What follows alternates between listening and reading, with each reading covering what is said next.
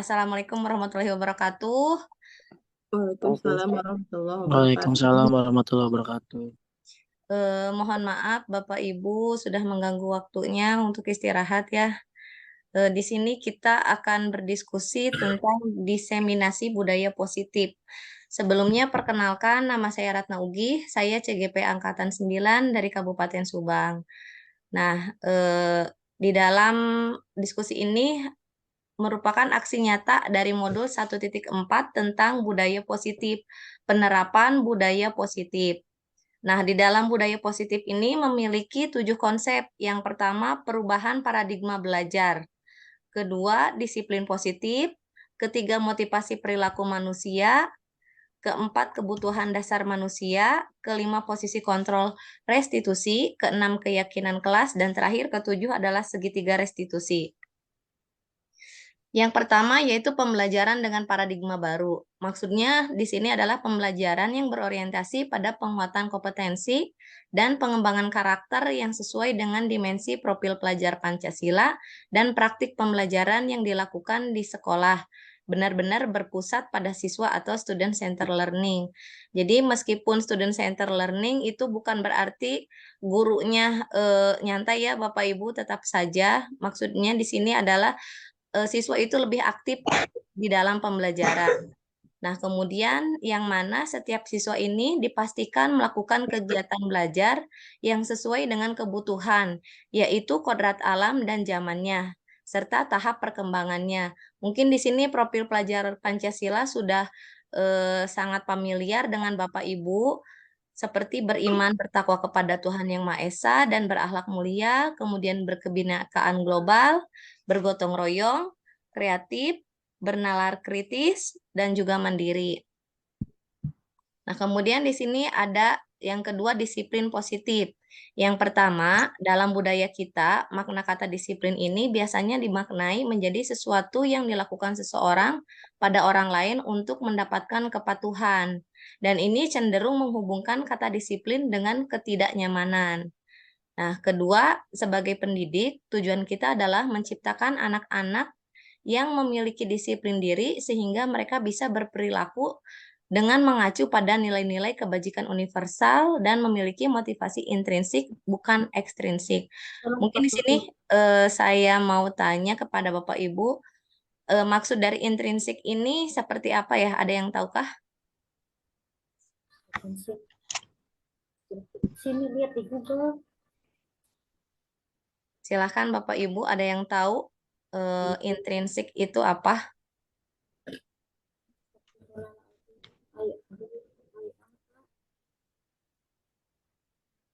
Baik, intrinsik itu maksudnya dari dalam diri sendiri ya Bapak Ibu, dan sedangkan ekstrinsik itu kebalikannya, di luar dari diri sendiri. Dan yang ketiga yaitu disiplin positif, merupakan salah satu cara penerapan disiplin yang bertujuan untuk menumbuhkan kesadaran serta memberdayakan anak untuk melakukan sesuatu tanpa sogokan, ancaman maupun hukuman. Di sini yang ketiga adalah motivasi perilaku manusia. Motivasi merupakan dorongan yang timbul pada diri seseorang secara sadar atau tidak sadar untuk melakukan suatu tindakan dengan tujuan tertentu. Di mana yang pertama ini adalah menghindari ketidaknyamanan dan hukuman. Nih, biasanya kita anak-anak murid kita di sekolah ini seperti ini ya, Bapak Ibu. Jadi murid melakukan disiplin itu karena dia takut dihukum. Jadi ini masih merupakan motivasi ekstrinsik.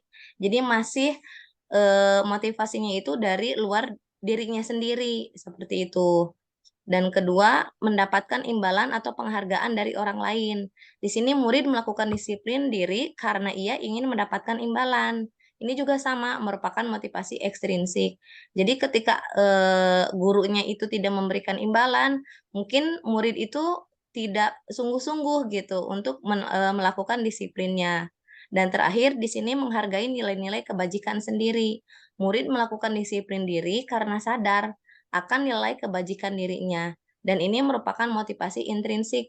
Jadi tanpa ada hukuman, tanpa ada reward gitu. Jadi eh, si murid itu sudah sadar sendiri untuk melakukan disiplin. Nah, ini yang disebut dengan motivasi intrinsik, dan motivasi intrinsik inilah yang harus kita bina, harus kita lakukan kepada anak murid kita gitu.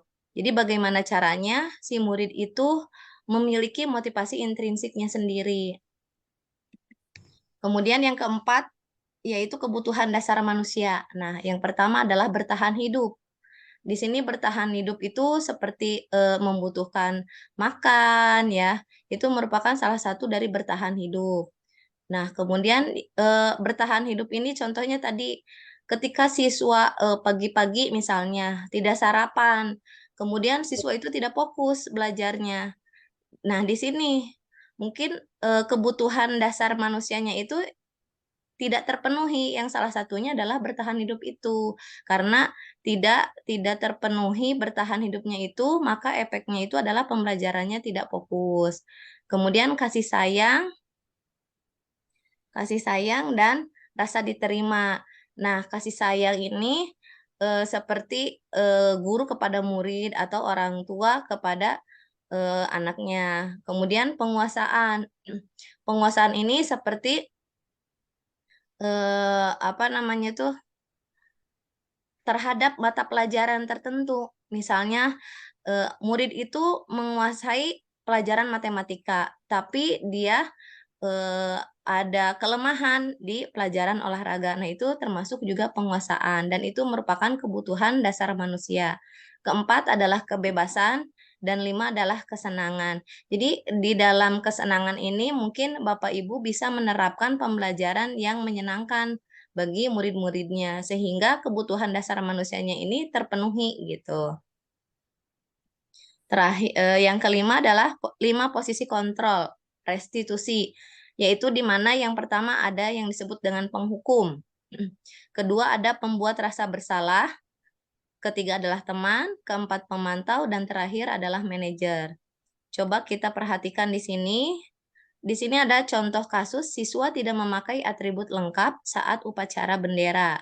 Nah, ketika kita sebagai penghukum, biasanya kita langsung patuhi aturan sekolah, lalu berdiri di depan barisan. Nah, itulah posisi kontrol sebagai penghukum. Adapun sebagai pembuat rasa bersalah, di sini berapa kali Bu Guru harus memberitahu kamu, Bu Guru kecewa sama kamu. Nah, itu merupakan posisi sebagai pembuat rasa bersalah. Dan ketiga adalah posisi sebagai teman, seperti ayolah yang tertib, buat Bu Guru bangga. Kali ini tidak apa-apa, kamu salah. Nah, kemudian yang keempat adalah pemantau. Biasanya kamu udah melanggar apa peraturan dan konsekuensinya. Nah, di sini sebagai posisinya adalah pemantau dan terakhir adalah posisi sebagai manajer, di mana biasanya ini contohnya adalah apakah kamu tahu kesalahanmu? Kira-kira bagaimana kamu akan memperbaiki kesalahan ini? Nah, di sini mungkin menurut Bapak Ibu yang idealnya itu posisi yang mana? Penghukumkah, pembuat rasa bersalah, teman, pemantau, atau manajer kah? Kayaknya yang manajer ya, yang memanajer ya itu Ya, antara betul dua. sekali. Ya, Yang manajer memanajer. ya. Dan Iya. biasanya itu di sekolah Bapak Ibu sudah melakukan yang mana di dalam posisi kontrol ini? Sudah menjadi manajer Eh, kah? yang pernah saya lakukan itu yang menghukum ya. Ternyata dengan cara yang menghukum itu merasa tidak berhasil gitu. Iya, Karena di satu sisi anak itu mengeluh katanya, aduh Bu, aku malu dikedepankan gitu. Ya, iya, saya juga ngasih tahu ya. Ini ya kenapa saya bilang kamu nggak patuhi aturan. Nah, inilah apa ya sanksinya. Nah, biar nggak ke depan lagi, kamu harus patuhi aturan. Nah, dengan kayak seperti itu, ada sebagian murid yang bisa melakukan apa, bisa merubah dan sebagian lagi masih ada yang ya bisa dibilang belum berhasil gitu. Tapi dengan cara pelan-pelan bicara di kelas, dengan cara memanajer itu, anak juga bisa belak-belakan. Kenapa? Eh, sampai tidak apa ya sampai tidak patuh aturan itu ternyata ada yang benar-benar belum terpenuhi kebutuhannya dan ada yang benar-benar caper gitu, cari perhatian gitu. Ya, Ya eh, mungkin ya ini manajer aja kayaknya lebih lebih cocok itu. oke, baik Bu Cucu, betul sekali ya. Ketika kita sebagai penghukum, mungkin Bu Cucu, mengapa alasan mengambil posisi kontrol sebagai penghukum? Mungkin dulu ya, apa sekolah kita itu biasanya kan ketika guru itu apa ya kita salah gitu, guru langsung kan memarahi kita gitu dan kita biasanya menerapkannya itu kepada anak didik kita. Nah, itu merupakan salah ya Bapak Ibu karena di sini pembelajaran itu harus sesuai dengan kodrat alam dan kodrat zamannya. Nah, mungkin di sini sudah tidak zamannya lagi Bapak Ibu. Jangan menyamakan antara pembelajaran yang Bapak Ibu dulu apa sekolah dilakukan kepada murid-murid kita. Nah, yang idealnya itu sebagai manajer. Jadi, ketika Bapak Ibu memiliki kasus atau mungkin tidak selalu kasus pun itu bisa ya posisi manajer lah yang paling ideal untuk kita terapkan di sekolah. Nah, kemudian di sini saya ingin mencoba bertanya kepada Bapak Ibu dari kalimat yang pertama di sini. Saya kecewa sekali dengan kamu. Nah, ini termasuk apa nih Bapak Ibu di 5 ini? Saya kecewa sekali dengan kamu. Apakah penghukum? Apakah pembuat rasa bersalah? Teman, pemantau, ataukah manajer? Eh, Eh, Rasa Mungkin bersalah pembuat Membuat rasa bersalah. pembuat rasa bersalah ya. Ya, iya. betul sekali ya. Jadi Merasa ini bersalah. merasa bersalah. Kemudian yang kedua, kamu tidak pernah benar melakukannya. Coba yang mana? Sama yang tadi. Mai masih berbuat rasa salah, Iya, rasa betul. bersalah. Nah, ketiga, coba, ayolah lakukan demi saya ya. Coba yang mana? Oh, teman itu, Iya, Teman. betul. sebagai teman ya. Iya, teman. Kemudian, apakah kamu mau mendapatkan stiker bintang hari ini? Coba yang mana? Manajer, Memantau. Manajer Eh, teman. Iya, teman ya, Manajer, Bapak Ibu. manajer. oh teman. teman ya. Karena kan di sini lebih lebih apa ya? Lebih Oh iya dekat sih. gitu ya. Nah, Iya, iya. kemudian bagaimana kamu bisa menyelesaikan masalah ini? Coba.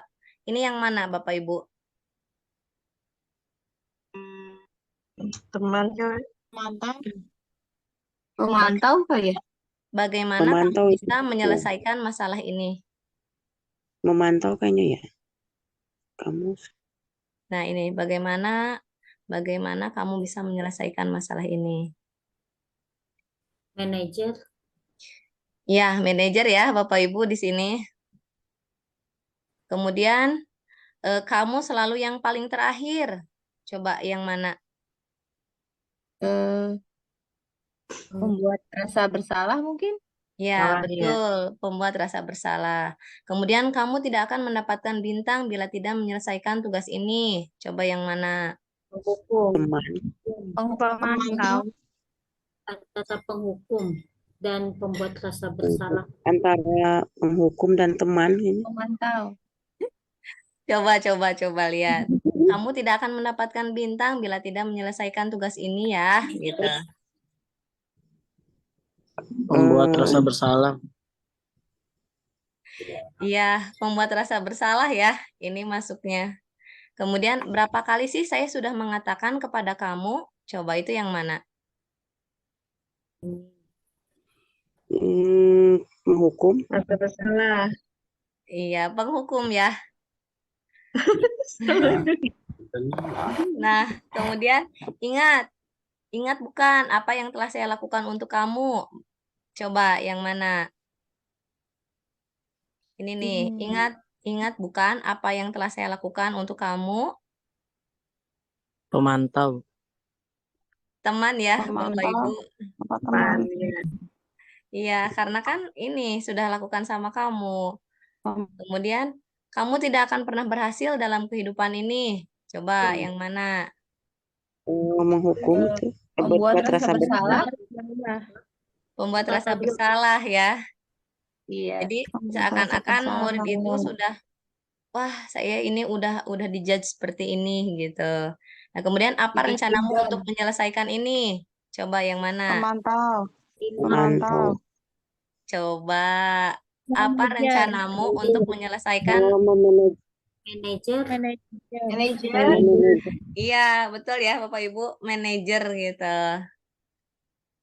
Nah, di sini juga ada konsep disiplin dengan identitas gagal. Nah, identitas gagal itu adalah hukuman dan penghargaan. Di sini hukuman itu biasanya menyakitkan, tidak nyaman, murid takut, memaksa, murid menyembunyikan kesalahan, murid menjadi rendah hati. Betul tidak itu Bapak Ibu? Ketika hukuman itu diterapkan. ya Iya, betul. betul. Nah, kemudian ada juga penghargaan di sini. Penghargaan kenapa sih disebut dengan identitas gagal?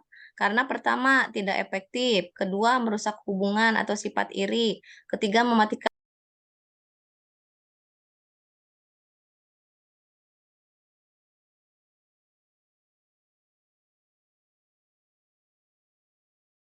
Tadi sampai di konsep disiplin dengan identitas gagal ya. Nah, di sini identitas gagal tidak hanya hukuman saja, tetapi penghargaan juga. Coba saya ingin tahu Bapak Ibu di sini kenapa sih penghargaan juga disebut konsep disiplin dengan identitas gagal gitu? Mungkin ada yang tahu? Eh, karena bisa menimbulkan kecemburuan antar teman ya. Terus eh, bisa apa ya? Bisa satu anak bisa termotivasi, satu anak lagi bisa merasa direndahkan gitu, tidak termotivasi gitu. Karena dia Iya, merasa bisa, dia asik, aku bisa dapat ini.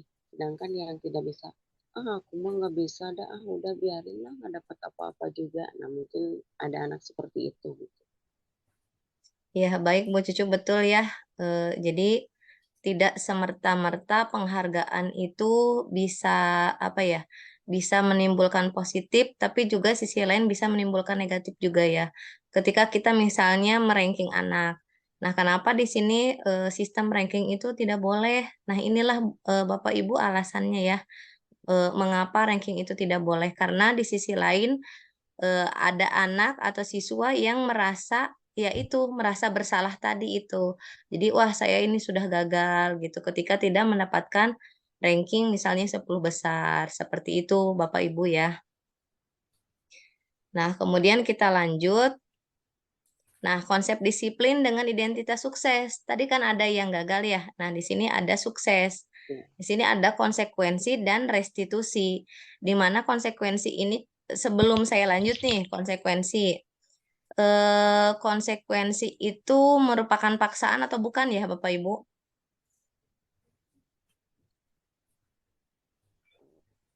Paksaan aja ya, maksudnya kepaksaan, penguatan jangka Paksaan. pendek, Yang lain gimana? Konsekuensi itu paksaan atau bukan ya? konsekuensi. Konsekuensinya.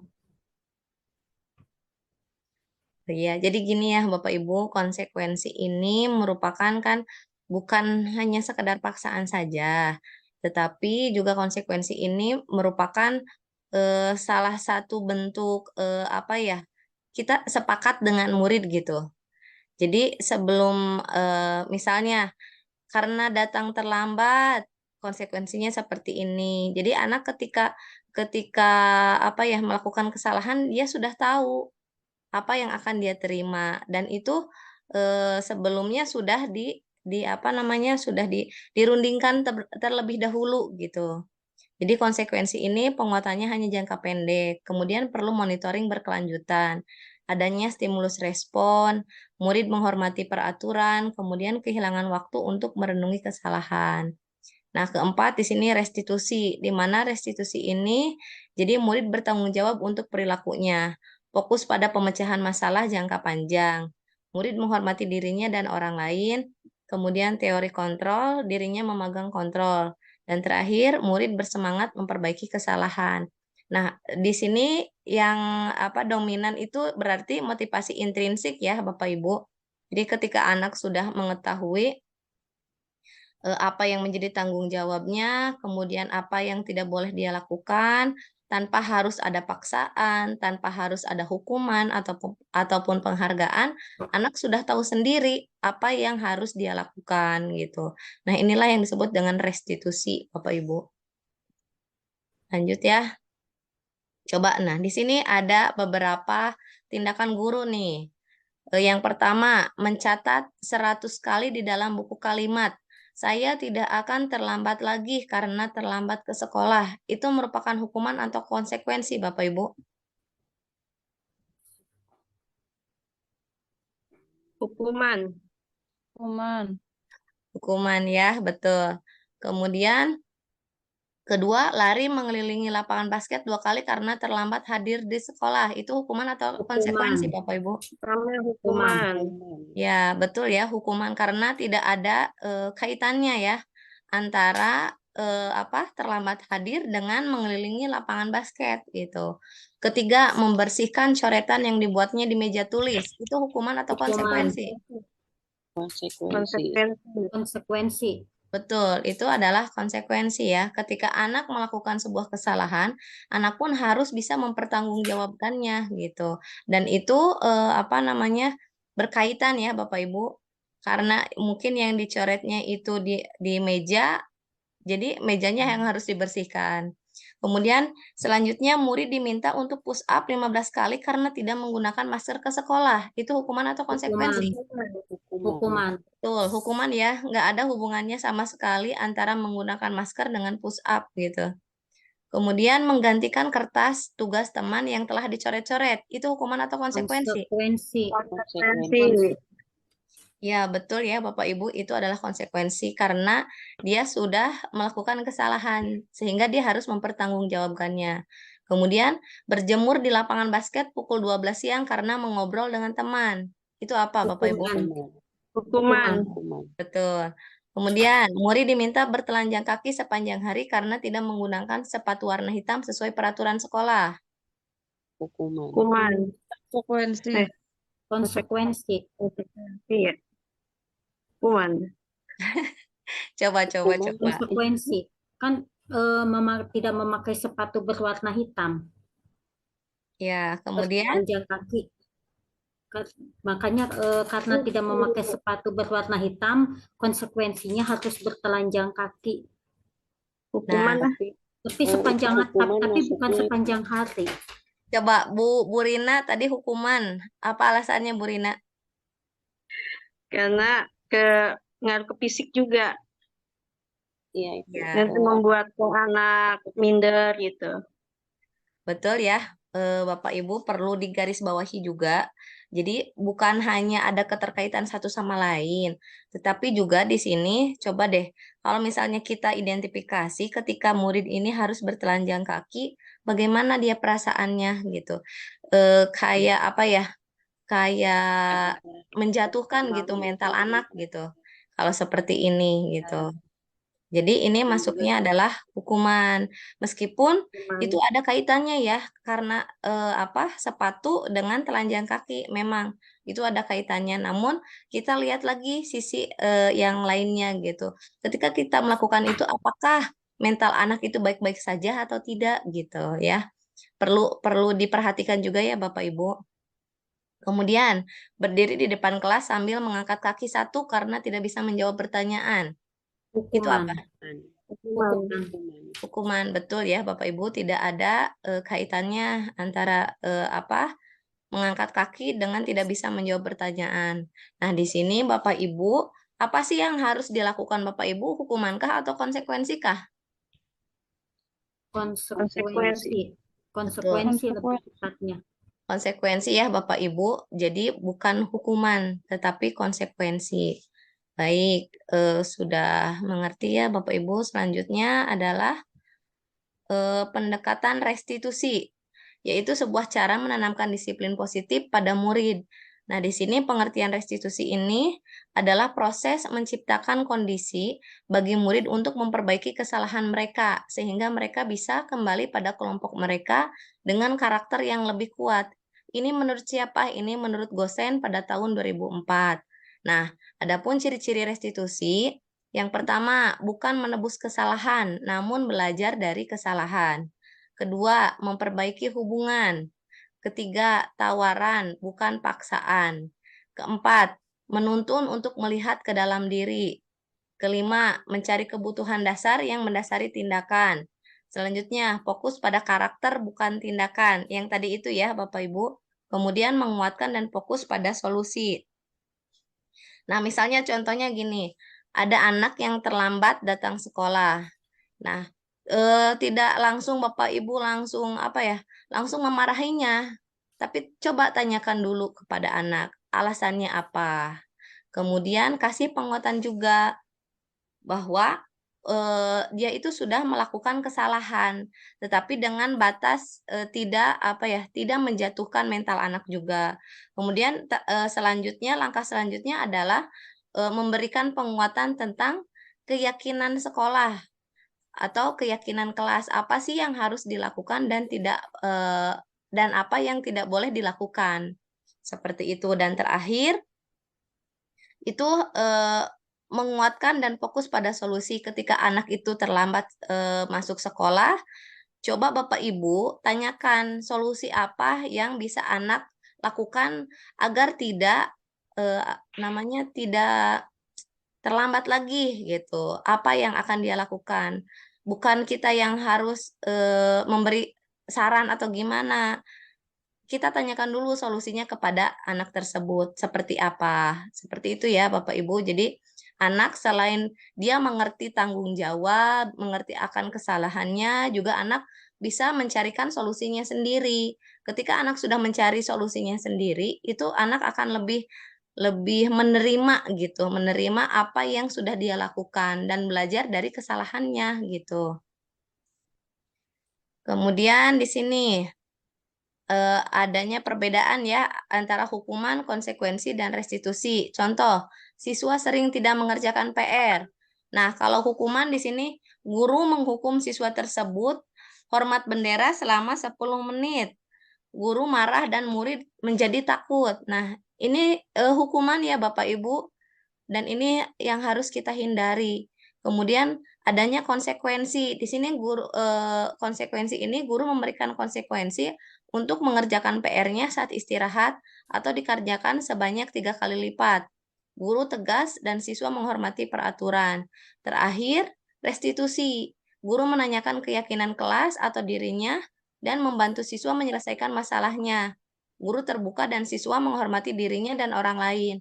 Coba menurut Bapak Ibu, langkah yang tepat yang mana Bapak Ibu?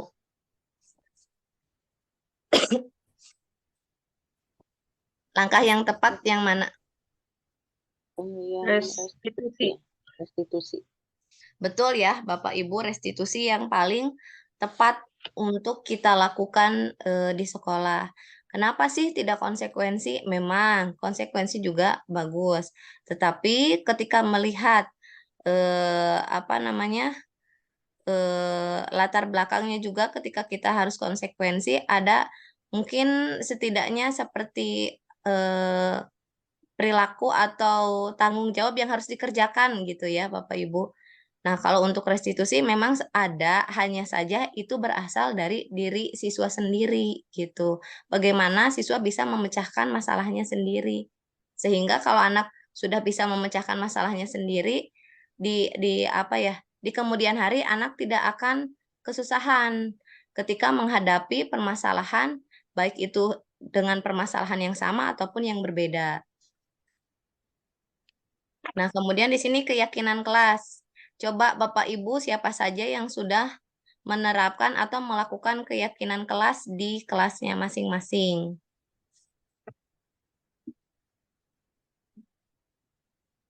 Ada yang sudah mempraktekkan melakukan keyakinan kelas?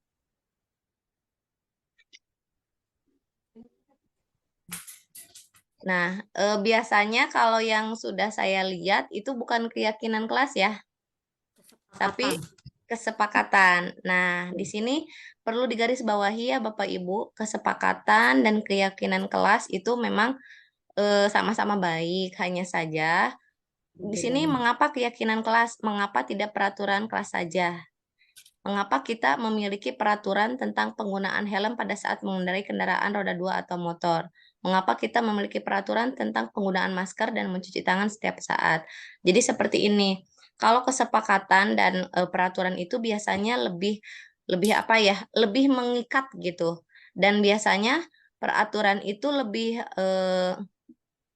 selain mengikat juga ada pihak-pihak yang tidak terima akan peraturan tersebut gitu. Mungkin ada yang, saya mah tidak mau seperti ini gitu.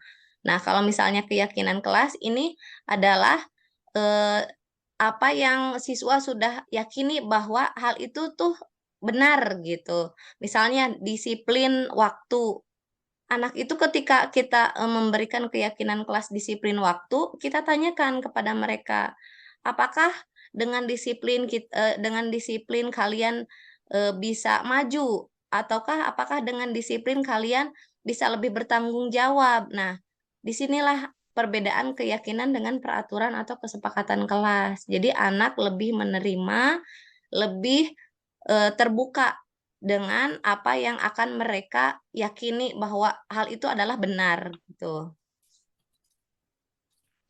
Kemudian kegiatan membuat keyakinan kelas. Nah, di sini yang pertama berdiskusi tentang peraturan. Memang awalnya kita peraturan dulu ya, kemudian merumuskan peraturan menjadi keyakinan. Nah, untuk merumuskan peraturan ini kita tanyakan lagi kepada anak murid kita, bagaimana sih membuat peraturan itu menjadi sebuah keyakinan yang harus mereka yakini bahwa itu adalah hal yang benar dan hal yang harus dilakukan oleh siswa tersebut. Dan ketiga, menempelkan keyakinan di kelas. Jadi Bapak Ibu, ketika keyakinan kelas itu sudah dibuat dan ketika ada siswa gitu melakukan kesalahan, kita kembali lagi. Kamu masih ingat tidak tentang keyakinan kelas yang sudah kita buat bersama? Jadi anak itu flashback gitu. Oh iya Bu, tadi ya yang contohnya yang terlambat datang. Itu kan disiplin waktu ya.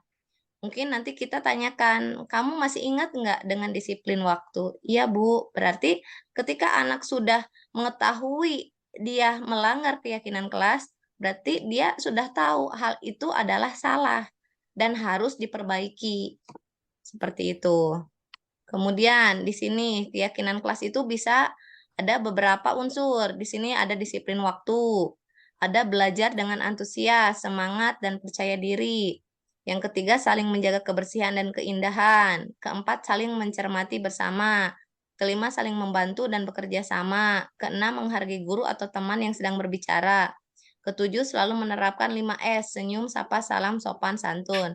Dan terakhir, gemar membaca dan menulis sebagai budaya literasi. Dan ini mungkin masih banyak lagi ya Bapak Ibu yang bisa Bapak Ibu explore itu untuk membuat suatu keyakinan kelas. Nah, di sini bagaimana pembentukan keyakinan kelas? Jadi lebih abstrak dari peraturan. Kemudian berupa pernyataan universal, dibuat dalam bentuk positif sehingga positif sedikit saja agar mudah diingat. Jadi jangan terlalu banyak ya Bapak Ibu membuat keyakinan kelas, sedikit tapi mudah diingat gitu. Kemudian sesuai dengan kondisi kelas dan sekolah agar mudah diterapkan dan semua warga kelas atau sekolah dilibatkan saat membuat. Ya tadi itu Bapak Ibu, ketika kita membuat suatu keyakinan kelas, ini harus disepakati bersama. Seperti apa keyakinan kelas ini akan dibuat. Nah, ini ada segitiga restitusi yang tadi ya Bapak Ibu. Nah, yang pertama itu menstabilkan identitas. Nah, menstabilkan identitas itu kita seperti tadi. Misalnya anak melakukan kesalahan, kita bisa berbicara, "Oh iya, tidak apa-apa kamu melakukan kesalahan ini. Namanya juga manusia." Nah, ini menstabilkan identitas ya Bapak Ibu. Jadi setiap orang tuh pernah melakukan kesalahan. Kamu bukan satu-satunya yang pernah melakukan ini. Itu namanya menstabilkan identitas. Kemudian validasi tindakan yang salah. Nah, ini yang memvalidasi. Seperti saya contohnya tadi. Kamu masih ingat enggak dengan keyakinan kelas kita? Nah, itu merupakan sebuah contoh validasi dari tindakan yang salah. Jadi, adakah cara yang lebih efektif untuk mendapatkan apa yang kamu butuhkan? Kemudian kamu tentu punya alasan mengapa melakukan itu. Jadi, ketika anak misalnya kesiangan, tanyakan alasannya kenapa. Dan terakhir menanyakan keyakinan. Ini yang tadi, keyakinan kelas apa yang telah disepakati, kamu ingin seperti apa, ini masuk ke solusi. Jadi distabilkan dulu identitasnya, divalidasi tindakan yang salahnya, kemudian ditanyakan keyakinannya seperti apa, sampai kepada solusi. Itulah yang namanya segitiga restitusi. Dan segitiga restitusi ini ketika kita dipraktekkan, diaplikasikan, itu sudah menjadi posisi kontrol manajer, ya. Nah, mungkin sampai sini Bapak Ibu, hatur nuhun. Apabila ada yang ingin ditanyakan, boleh sekali. Ini Bu Ratna, dalam membuat keyakinan kelas ya, karena tadi kelas bawah, jadi untuk biar anak itu yakin dan mau menyetujui apa, bila di awal kata saya menawarkan kata-kata, contohnya begini, setuju tidak kalau kebersihan kelas ini kita jaga bersama-sama. Jadi dengan awal katanya menawarkan setuju atau tidak, apa harus kata setuju atau tidak, atau kita harus menjaga lingkungan kelas kita masing-masing, nah gitu. Iya. Apa dengan menawarkan kata setuju kepada anak gitu. Karena kalau Baik. kelas bawah kan susah ya, Ya. dengan kosakatanya gitu ya. Baik Bu Cucu, terima kasih. Di sini kita lihat lagi ya kegiatan membuat keyakinan kelas itu seperti apa. Yang pertama mungkin berdiskusi tentang peraturan. Kita konsepkan dulu peraturannya mau apa sih yang akan kita angkat gitu peraturannya. Dan kemudian merumuskan peraturan menjadi keyakinan. Nah, tadi seperti Bu Cucu yang bilang kelas bawah ya. Mungkin di kelas bawah itu lebih sulit ya untuk berdiskusi seperti apa. Tapi bisa kok, yakin kelas bawah juga bisa berdiskusi. Hanya saja kita pandai-pandai merumuskan merangkai kata gitu. Bagaimana si anak bisa membuat perumusan itu diskusi itu tergantung kita merumuskan peraturannya itu seperti apa. Kan kalau kelas atas coba kebersihan itu penting tidak gitu. Sebenarnya masih beririsan sih Bu, masih sama ya antara kelas atas dan kelas bawah, hanya saja mungkin ada kata-kata tertentunya gitu untuk di kelas bawah. Kayak kebersihan. Menurut kalian kebersihan itu penting tidak sih? Penting. Nah, kalau misalnya penting, apa sih yang harus kita lakukan untuk menjaga lingkungan kita gitu. Nah, itu merupakan sebuah perumusan untuk membuat keyakinan kelas gitu, Bu. Jadi nanti anak dikasih post-it gitu aja, Bu. Dikasih post-it satu orang satu, kemudian kita kayak pertanyaan pemantik lagi ya, menanyakan gitu pertanyaan untuk merumuskan keyakinan kelas itu, merumuskan peraturan seperti tadi kebersihan. Nah, kalau misalnya yakin kalau misalnya kebersihan itu penting, coba apa sih yang bisa kalian lakukan untuk menjaga kebersihan? Nah, anak-anak biasanya bisa menulis. Kalau tidak, kalau anak kelas bawah mungkin ada yang belum bisa nulis ya, itu kendalanya bisa dengan secara lisan. Kita membuat tabel di di papan tulis, kita buatkan misalnya menurut si A itu seperti ini, kita tuliskan di papan tulis. Nah, kemudian ketika sudah semuanya mencakup gitu semua peraturan kelas, kita simpulkan buat keyakinan kelas itu. Tapi ingat Bapak Ibu, untuk keyakinan kelas tidak boleh tidak boleh banyak-banyak ya, biar bisa diingat gitu sama anak-anaknya. Apalagi kelas bawah. Pokoknya cari kata atau aturan yang lebih yang lebih ngena dengan anak-anaknya gitu. lebih gampang, lebih Iya, gampang dipahami dan gampang dilakukannya gitu. Jangan membuat peraturan atau keyakinan kelas yang muluk-muluk gitu. Gimana Bu Cucu? Eh, betul. cukup atau masih ada yang Dan sudah cukup jelas. Makasih Bu Ana. cukup baik?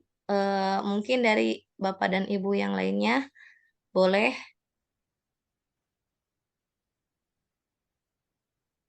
kalau ada yang ingin ditanyakan atau misalnya ada sanggahan atau misalnya kita sharing aja sih permasalahan-permasalahan gitu. Bu Ratna, Iya, izin Bu. bertanya. Mm-mm. Dari tadi saya simak, saya menangkap berarti kalau misalkan peraturan atau kesepakatan itu dari faktor ekstrinsik dan yang apa tuh eh apa sih yang selain itu kesepakatan tuh keyakinan itu Iya, dari faktor intrinsik gitu ya Bu ya, iya, betul, bisa. Bu. Betul. Nah Eh, terus mm-mm. ya untuk kayak yang tadi keyakinan apakah bisa menggunakan gambar gitu Bu, apa disebutnya teh gambar-gambar kecil gitu Bu, kan karena kelas rendah gitu, Oh iya, kayak misalnya Heeh. Bisa, Bu, bisa. untuk keyakinannya gitu, kayak misalkan menjaga kebersihan gitu, kita membandingkan mengidentifikasi kelas yang nyaman dan kelas yang tidak nyaman, mereka memilih dengan gambar-gambar gitu, poster-poster kecil dah gitu, apakah itu bisa dilakukan? Bisa juga sih, Bu. Itu gimana kita sebagai guru untuk bisa memanage gitu ya, memanage anak-anak kita supaya apa yang menjadi peraturan itu bisa menjadi keyakinan kelas gitu. Bisa saja, Bu, dengan berbagai cara. Boleh tadi Bu Rina dari apa ya, dari menampilkan gambar. Jadi kita perbandingan mungkin ya, Bu. Kalau misalnya Iya. kelasnya kotor nih seperti ini, kalau kelasnya bersih seperti ini. Coba lebih enak yang mana nih kalau misalnya ada di kelas kita kotorkah atau bersihkah gitu. Bisa, Bu. Jadi kayak kayak bercerita lagi seperti itu bisa. Ya, terima kasih Bu. Ya, Ya. Oh, sama-sama, Bu. jadi keyakinan kelas ini ya untuk eh, kelas bawah khususnya ya, belumnya juga kelas atas mungkin. Jadi kata-kata keyakinan itu dari peraturan dari peraturan intrinsik yang timbul dari intrinsik dan ekstrinsik itu juga harus harus anak tuh harus paham sebab akibatnya mungkin gitu ya. Ya, betul, Bu. Kan kalau peraturan itu biasanya dari ekstrinsik ya. Nah, bagaimana sih si cara peraturan itu bisa diubah menjadi keyakinan? Jadi bisa diubah dari ekstrinsik ke intrinsik bahwa anak itu tidak seperti sedang dipaksa gitu. Ah, aku dipaksa nih sama si ibu buat piket gitu kan. Jangan seperti itu. Jadi anak tuh harus sadar sendiri bahwa kalau misalnya kelas kotor itu kan tidak nyaman. Jadi sarangnya penyakit. Jadi anak harus membersihkannya. Jadi sadar sendiri. Kalau udah sadar sendiri kan itu termasuk motivasi intrinsik juga. Seperti itu, Bu. Jadi harus bisa meyakinkan sebabnya. Misalkan dari Ya, kebersihan ya. iya. Sebabnya kelas kotor, jadi akibatnya belajar di kelas tidak nyaman. Mungkin anak harus mengerti sampai itu ya. Ya, betul, Bu. Akan Jadi, timbul, mm-mm. akan timbul apa ya, dari dalam dia sendiri kesadarannya Ya, gitu ya. betul, Bu. Betul Jadi sekali, Bu Cucu. menekankan ke konsekuensi lagi gitu ya Bu ya.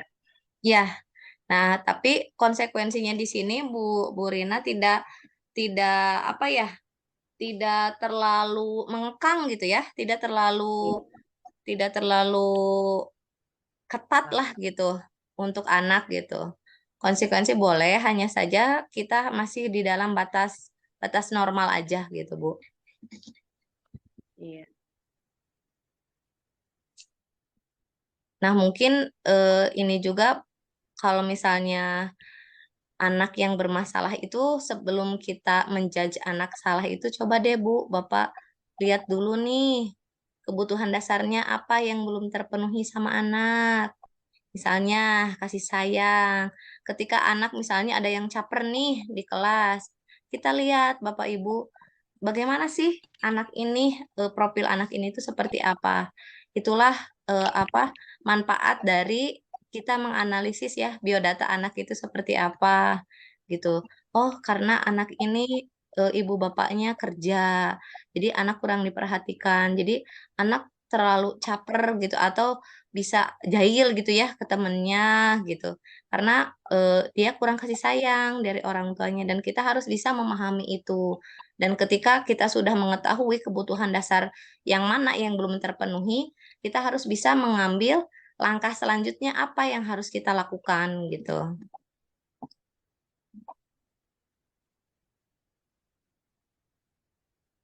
Soalnya di kelas saya sendiri sih eh banyak yang seperti itu gitu.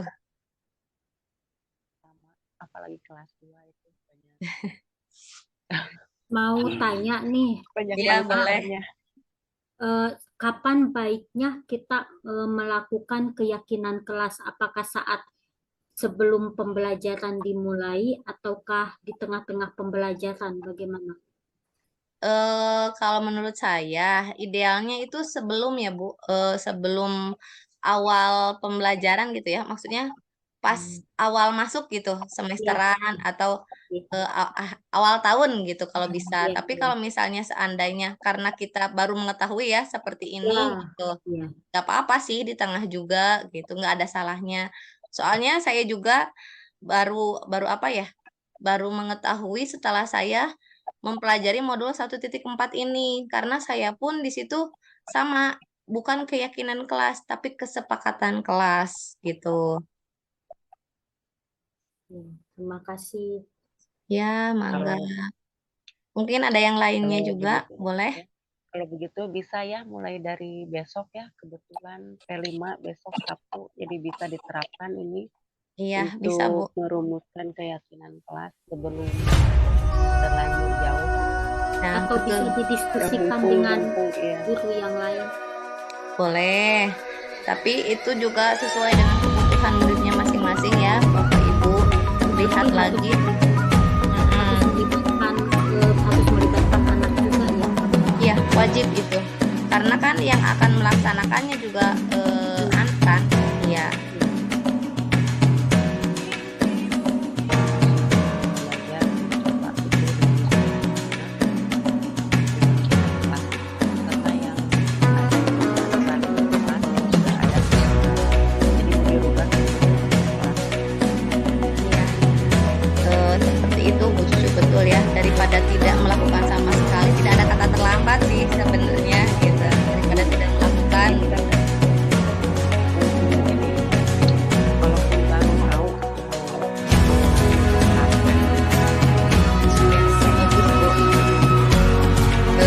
Soalnya apa ya? Pendidikan anak itu luar biasa. Bapak Ibu silakan ikuti CGP ini. Ilmunya daging banget diterapkan di sekolah gitu. Jadi kita mengerti oh ternyata yang selama ini kita lakukan tuh seperti ini loh. Ternyata salah loh kayak gitu ya. Jadi nanti Bapak Ibu juga akan tahu lah, akan mengerti bagaimana sih seharusnya kita ketika sudah mengikuti CGP ini ya Bu Rina ya. Semangat Bu Rina. dari dulu juga udah kita ini jadi apa ya ini untuk diri saya sendiri ya jadi ini tuh saya tuh maksudnya masih produk guru lama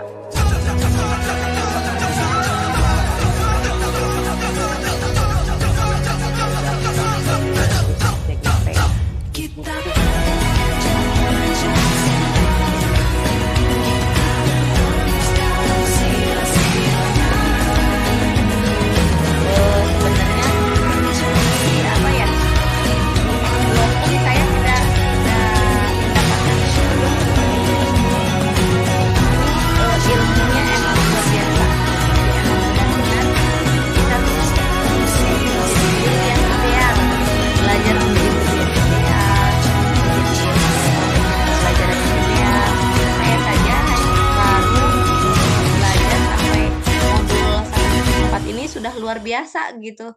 Sudah, oh ternyata ini seperti ini, excited banget gitu ya. Jadi mangga Bapak Ibu jangan jangan apa ya, entong keok sama meh dipacok gitu. Pokoknya lanjut terus gitu. Pantang menyerah. Yang namanya kendala pasti saja Bapak Ibu. Sampai saya pun tadi ditanya ketika pendampingan individu, saya ditanya, Bu Ratna mau lanjut nggak CGP gitu. Lanjut atuh Pak, jeung dari gitu kan. Atuh eta kuliah kumaha? Wios Pak, sudah apa ya? Sudah menjadi konsekuensi saya, sudah menjadi eh apa ya? eh resiko saya gitu. Ketika mengambil beberapa kegiatan ya seperti ini gitu. Jadi Bapak Ibu juga jangan, wah nanti takut saya nggak bisa nih seperti ini, takut nanti saya gimana gitu. Jangan ya, nanti Bu Cucu juga harus bisa bisa daftar di CGP ini, Bu Cucu. Ah, insya Allah gitu nanti Neng. Sekarang mah itu aja apalah istilahnya mulungan ilmu dulu lah dari Bu Ana itu. Nggak Bu, belajar bersama, nggak ada yang lebih mahir gitu. Ana juga masih tetap belajar, masih banyak kurangnya gitu. Ini ya saya baru lihat-lihat tadi ya poin-poin yang ada tadi gitu. Aduh, saya jadi teringat. Emang poin-poinnya emang sama aturan-aturan yang dulu gitu. Cuma dalam cara penerapannya, oh saya tuh terlalu keras mungkin ke anak. Jadi kalau dulu kan misalkan peraturan. Nah, jadi kan kalau kata-kata peraturan, oh itu harus banget, harus gitu. Jadi kayak doktrin gitu. Tapi kalau dengan Iya, kata-kata keyakinan, jadi ada apa ya Berhalus kebijaksanaannya lagi. lah gitu. kata yang beda ya, Ya, kata yang yang beda. bedanya kalau kalau penerapan yang dulu itu terlalu memaksa gitu, tanpa kompromi, terlalu memaksa anak, terlalu berkehendak gitu. Kalau dengan yang sekarang kan ada ininya apa, kata-katanya agak enak gitulah, seperti misalkan peraturan dengan keyakinan. Nah, dengan keyakinan ini jadi anak tidak merasa terbebani. Apalagi dengan ada kata konsekuensi dan restitusi. Nah, itu mungkin bisa merubah kata-kata yang terlalu pedas itu menjadi lebih enak untuk diterima